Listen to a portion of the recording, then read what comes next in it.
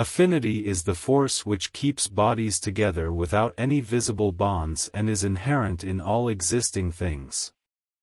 It is analogous to gravitation and acts on every particle of matter and spirit, hence it is not confined to our planet, but the worlds throughout space are linked together by these bonds of mutual attraction, which, interweaving in every direction, make the universe a whole. We are bound to them and they to us. Its action is perhaps best understood in the mineral world, for in the study of chemistry you find it absolutely impossible to combine certain chemicals, they simply refuse to be combined. There you encounter its opposing law, the force of repulsion or antipathy, for certain chemicals, like certain individuals, have affinity for one another, while others have only antagonism. In the human species the manifestation of affinity is chiefly physical, occasionally mental and, in rare instances, spiritual. On the physical plane, its action resembles that of chemical affinity, with this difference however. Chemical affinities in atoms are permanent and changeless. If you separate the atoms, they still maintain their affinities and, when again placed in the same relations, will manifest the same attractions. For example, the chemical affinity between sulfur and gold will forever be the same. It existed in the beginning, it will exist in the end.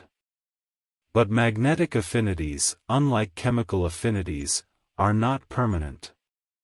Their special attribute is change, and their attractions are merely temporary, soon wearing out, and when once exhausted are never renewed. These affinities, or a movement of the material atoms which compose the human body, are brought into the presence of another set of atoms for which they have a powerful affinity, and impress upon their subject that irresistible sense of attraction which is often mistakenly called love.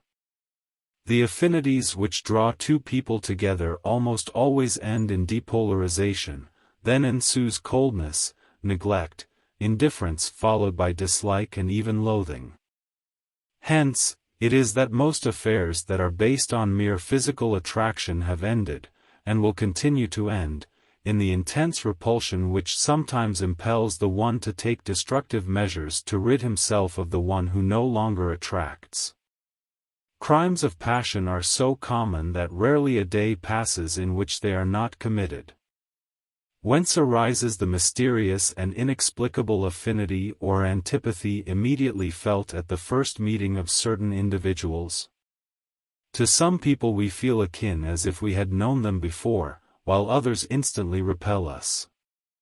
We have heard people say that the antipathy they felt towards certain persons was so strong they could not bear to be in their proximity. Not long ago a man told us that his son irritated him beyond measure.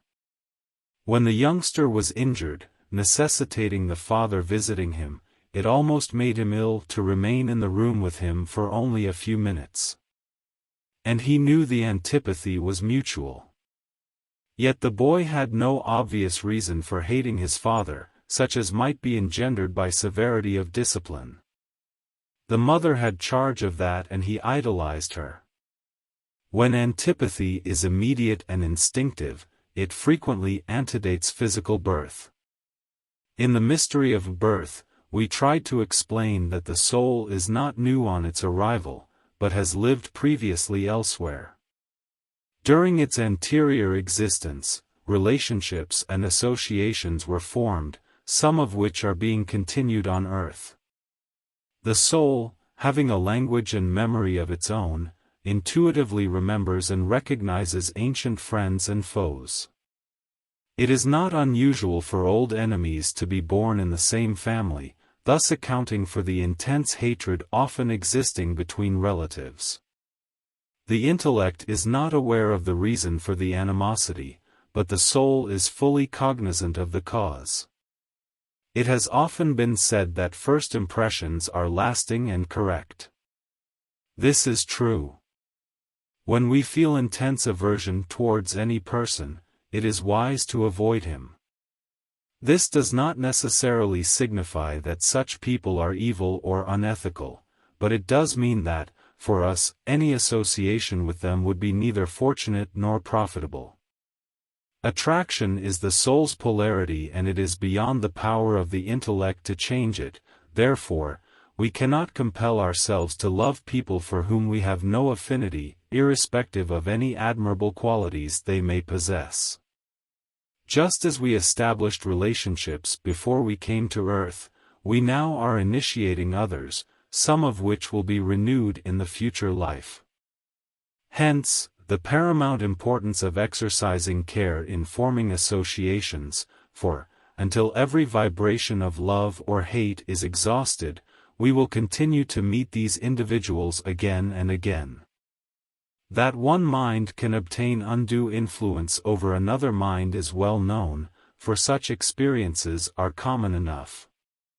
Those liberally endowed with animal magnetism often exercise the same hypnotic effect on their victims as a snake on a bird. Confident men, unscrupulous salesmen, and those who prey on the weaknesses of their fellow men use the power of attraction to gain their ends. There are many unholy alliances where the weaker personality vainly struggles to free himself from his enslaver. In Somerset Maugham's Human Bondage we see such a relationship. Children, too, have pronounced affinities and antipathies, but unlike their elders do not resort to hypocrisy and deceit. They are honest and sincere in their likes and dislikes, often embarrassingly so. Likewise, animals never feign affection when they hate each other, and they can tell instantly through smell whether attracted or repelled towards one of their kind. If repelled, they promptly start to fight or walk away. Some animals in their native state are natural enemies and infallible instinct warns them of their approach and impending danger. Affinity is the mind's law of attraction, and that we gravitate to where we belong is a truth recognized by proverbs of every country. Like attracts like, birds of a feather flock together, water finds its own level, show me your company and I'll tell you what you are, all have reference to this universal law, for the mind is a magnet and draws to itself all things of like nature. We cannot attract that for which we have no inner response, no more than the needle of the compass can point in any direction except north. If one attracts undesirable people or uncongenial conditions, he should give himself a careful analysis and find out why he attracts them.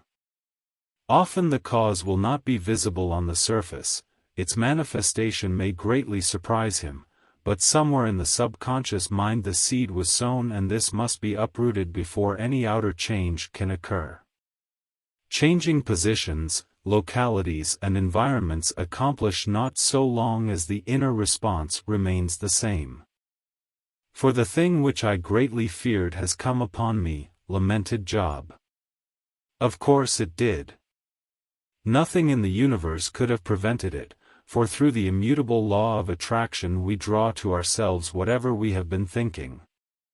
All thoughts eventually assume objective form and we then are surrounded by our mental creations. We can attract friends, health, wealth, success, happiness, or we can draw to us their opposites. One often hears persons say, when speaking of unfortunate events, I knew that was going to happen, or I expected to have bad luck. Their expectant attitude coupled with fear attracted and later materialized the conditions. Affinity is the cohesive force of all associations, and on the mental plane draws together people with similar ideas, ideals, interests, and ambitions. Professional, artistic, literary, musical, and scientific people have their clubs and organizations. Like attracts like is the law throughout every sphere of life. Honest men are not attracted to dishonesty, educated men to uneducated, clean men to unclean, nor pure minds to impure. People frequently ask, are husbands and wives reunited after death?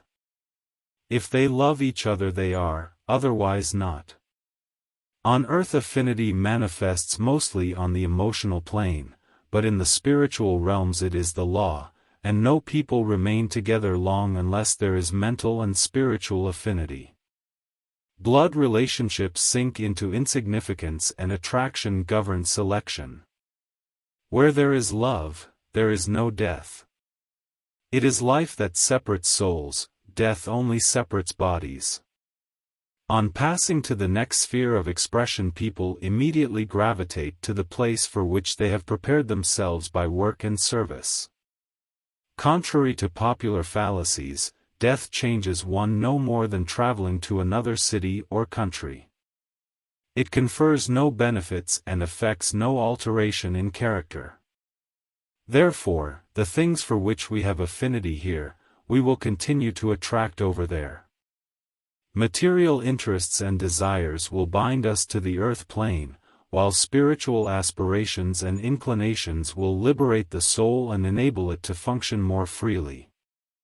Ultimately, the miseries and materialities of this life become burdens. Human association no longer satisfies.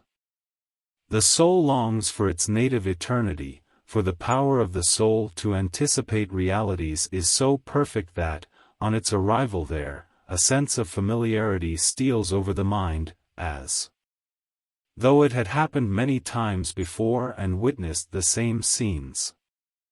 And through the universal law of affinity we shall be reunited with those we love. Man is so constituted that he can enjoy nothing alone.